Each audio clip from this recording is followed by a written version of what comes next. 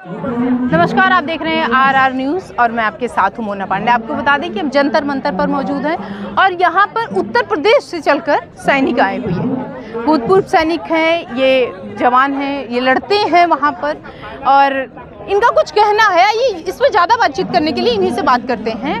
क्या परिचय है आपका? मैं सूबेदार राधे श्याम सागर फौज में सिग्नल कोर में भर्ती हुआ था सन 65 में और सन 92 में 1992 में अवकाश प्राप्त हुआ हूँ। हमको जब सेना से रिटायर हुए हैं तो बहुत कम पेंशन मिलती थी और उस समय एक धरना प्रदर्शन चला था कि 1 रैंक 1 पेंशन। अच्छा। OROP 1 OROP 2 वो पहले 1300 दिनों तक धरना प्रदर्शन चला था।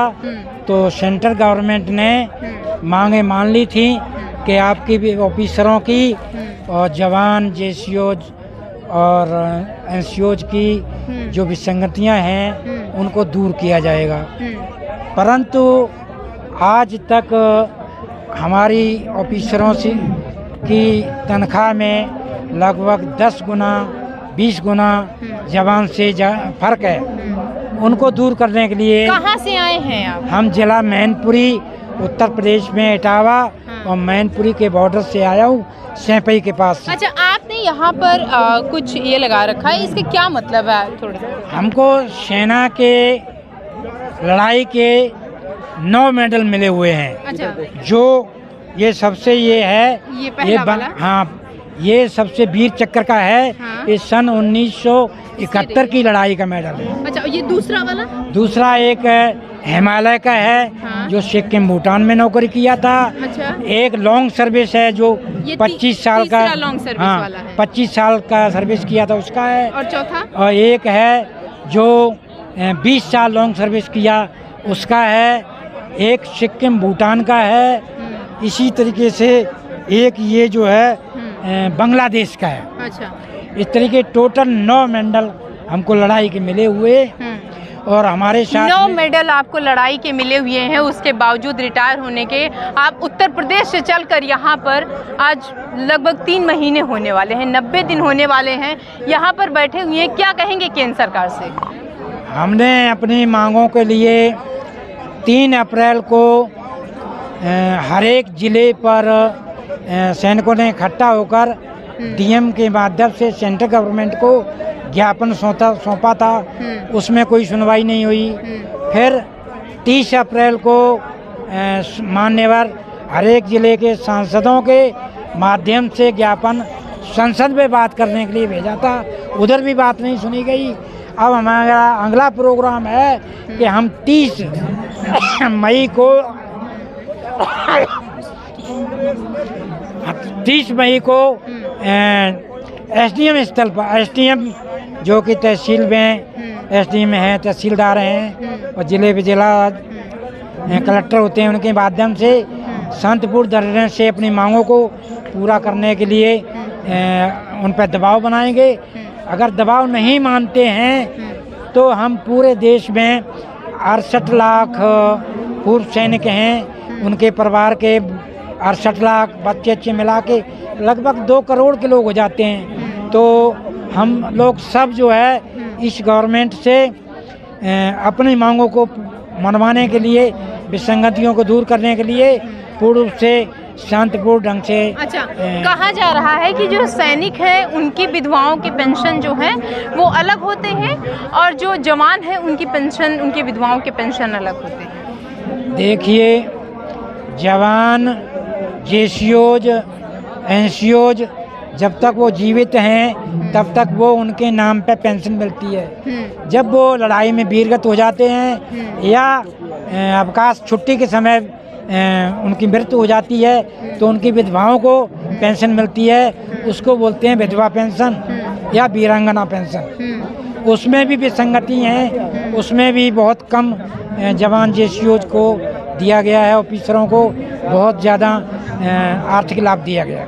अच्छा, इन दोनों के पेंशनों में क्या डिफरेंस आपको लग रहा है कि कुछ उनको ज़्यादा पैसे मिलते हैं, उनको कम पैसे मिलते हैं? डिफरेंस इसलिए लग रहा है को जो कि केंद्रीय सरकार ने हमारे डिफेंस के पेंशनरों को जो बजट भेजा था 28,000 करोड़, तो हमको मालूम चला है कि ऑफिसरों को उसमें से 25,200 करोड़ उन्होंने अपना ले लिया है। वो कितने हैं? 3% ऑफिसर्स, और बाकी में लगभग 200-250 जो करोड़ हैं वो उसमें 97% जवान जैसी हो जी। बताइए जो 97 आदमी 97 ही मान लो और 3%, तो कितना विसंगति। 28,000 करोड़ में 25,200 उनको और 250, तो ये तो साफ ही नज़र आ रहा है। आप लोगों ने वहाँ पर बोर्ड लगा रखा है कि जो जवान होते हैं लड़ने के लिए वो जाते हैं, ठीक है, अगर शहीद होना होता है तो वो होते हैं, लेकिन जब मेडल लेने की बात आती है तो ऑफिसर्स जाते हैं। देखिए, ऑफिसर्स में जो भी रिपोर्ट मांगी जाती है गवर्नमेंट से, वो अधिकारियों के थ्रू मांगी जाती है। सेंट्रल गवर्नमेंट अपना जनरल को भेजेगा, जनरल अपने कमांड को भेजेगा, तो वो अपने हिसाब से जहाँ उनको फ़ायदा है वो अपना नाम वहाँ ऐड करा देते हैं, और नाम के लिए 1-2 जैसे जवान का ले लेते हैं, जिससे कि वो लोग कहें कि हमें भी कुछ मिला है, इसलिए नीचे वाले मुँह नहीं खोलते हैं। अच्छा, सहायक प्रथा क्या है? क्या उसके अंदर आप लोगों से क्या काम करवाया जाता है? ये आपने पहले भी पूछा था, अभी भी।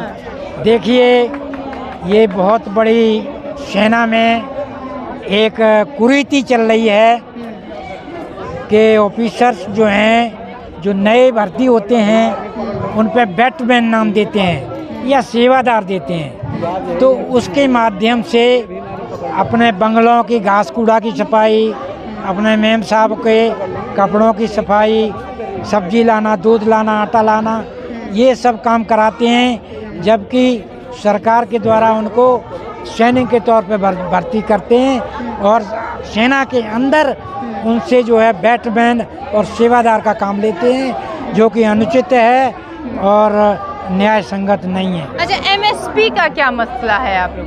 एमएसपी मिलिट्री सर्विस पे, एमएसपी होती है जो मिलिट्री सर्विस पे होती है, उसमें उसी के हिसाब से वो बनती है, टेबल बनती है, उसी के हिसाब से पेंशन मिलती है, उसी के हिसाब से। पहले तो जवानों का 2.68 एमएसपी रखा हुआ था, अब बोलते हैं कि 3.92 आपका एमएसपी कर दिया जाएगा।